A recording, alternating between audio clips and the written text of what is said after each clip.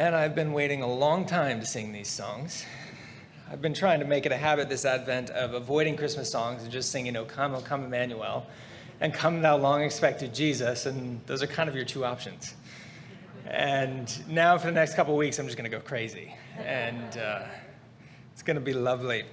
But I must admit, I did cheat a couple days ago. It was Tuesday evening. It was a dark night. I was driving home from work, and I listened to O Holy Night. And the line that stuck out to me was, a thrill of hope. The weary world rejoices. And I just found myself, oh, Lord, yes, we're weary.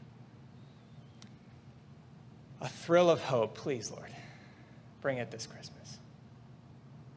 See, one of the unique things of the Christian story, which our kind of evolving art piece has now brought to completion, is the incarnation, that centerpiece. Compared with other religions and faiths, Christianity is kind of unique in this regard. It says that God became fully human while still remaining fully God. Now, when you look at other faiths and religions around the world, you see lots of belief systems and stories about God interacting with humans, about God even appearing as a human for a time being, or God maybe even coming down to dwell with humans in some sort of temple or some sort of holy place where heaven and earth touch. But in no other story does God become a human, take on human nature and live and die as one of us. God becomes fully human without in any way diminishing his full godness. God upholds the universe still by the power of his word while he depends on Mary for food and warmth and protection. It's one of the uniquenesses of the Christian story.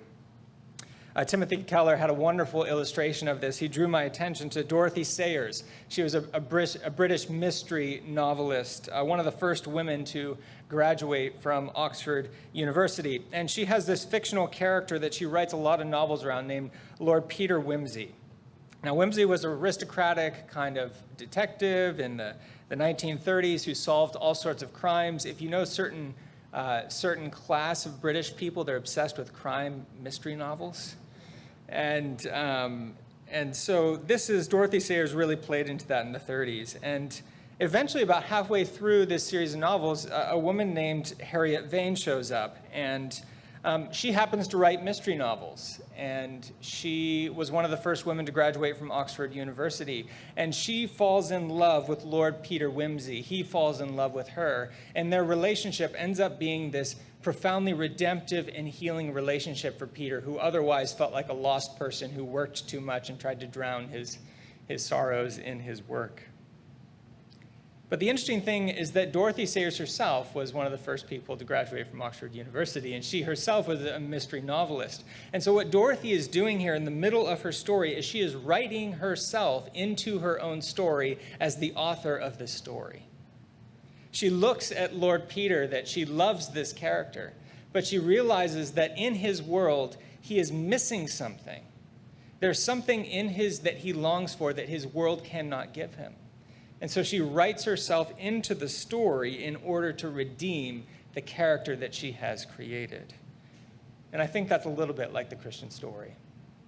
God creates a world and he loves the characters that he's made, but those characters are making a little bit of a mess of it.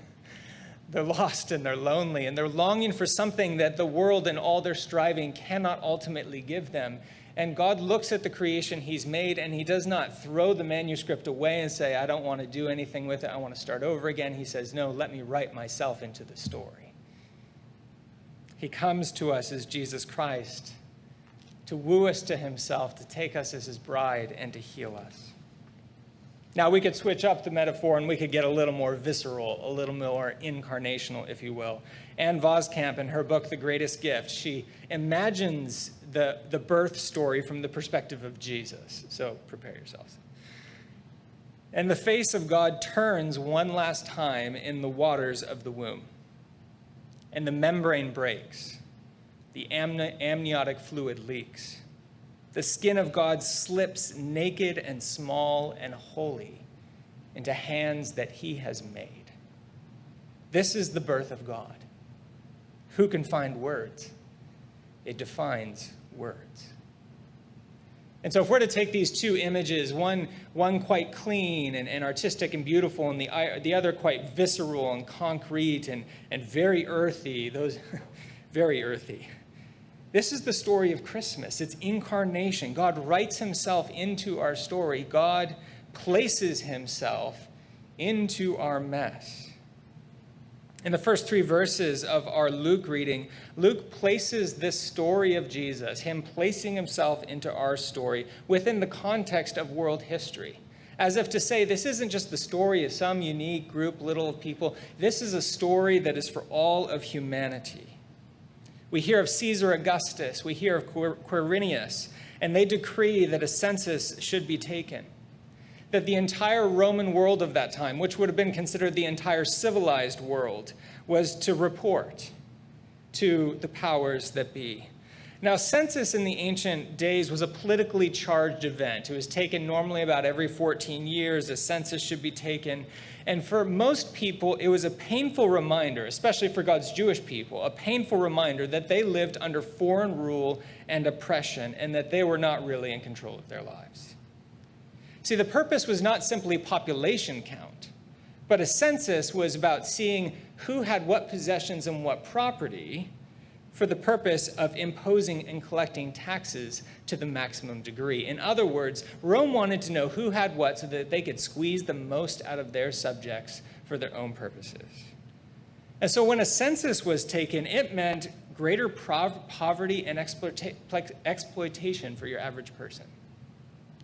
It meant anger and frustration and fear were running through the streets of your average town and city. And it meant the very real possibility of political uprising, of grassroots opposition and rebellion and potential violence. And so a census was a politically charged event that fostered a politically charged world and culture. Know anything about that? It would have been a time of great personal anxiety for people.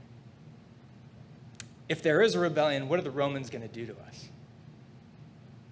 If they raise taxes, how are we going to pay them? If I do go into labor, where am I going to stay and who's going to care for us? We're far from home.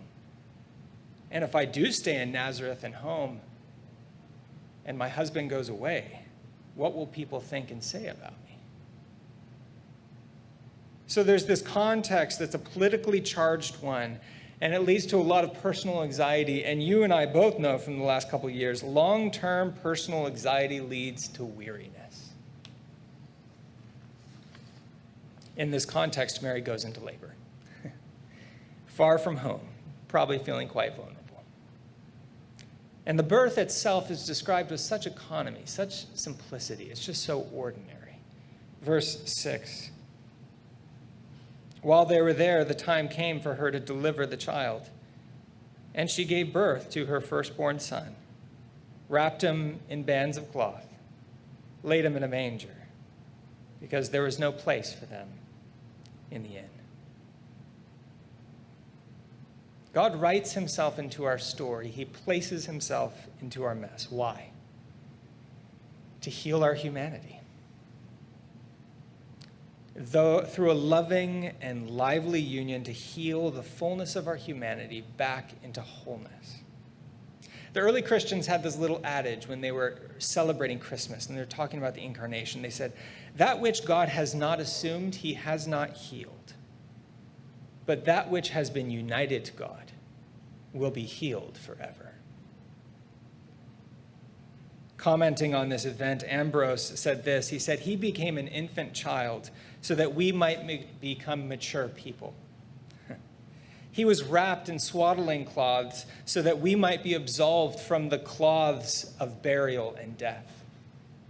He was in a manger so that you and I might approach the altar. He was on earth so that we might go to heaven. He had no room in the inn so that you and I might have mansions in the new creation. So I want to ask you, brothers and sisters, what part of your story needs his healing presence this Christmas? What part of your story needs his healing presence this Christmas? There was a kind of a novel written called The Singer a number of decades ago. It's a mythic retelling of the Christian story in which the author, Calvin Miller, he retells the story of Jesus in terms of an allegorical poem. It's about 150 pages long. It's a long poem. It's a poem about a singer who sings a song that cannot be silenced, which I thought was so beautiful when we're singing all these songs in this evening. And in this poem, there's this allegory of the story of Jesus' birth, where the earth maker and his son, they sit on the rim of outer space and they look at the earth. And the earth maker holds the earth up to his ear and he says, "Son, they're crying. They're crying so hopelessly."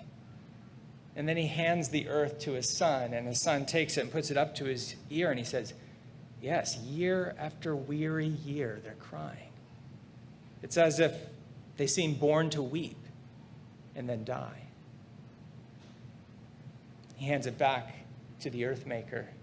And the earth maker, using his fingernail, puts a cut in the atmosphere so that they can see what it is that they're hearing. And as they look through and peer at earth, they see an earth that is bleeding. And then the earth maker turns to his son and he says, "Son, give me your vast infinity. I want to wrap it in just a little piece of clay." And so the son then becomes one of us. It's a thrill of hope. The weary world rejoices. God writes himself into our story. He slips into our mess.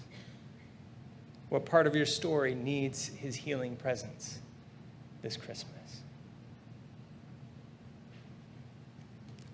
In the name of the Father, and of the Son, and of the Holy Spirit. Amen.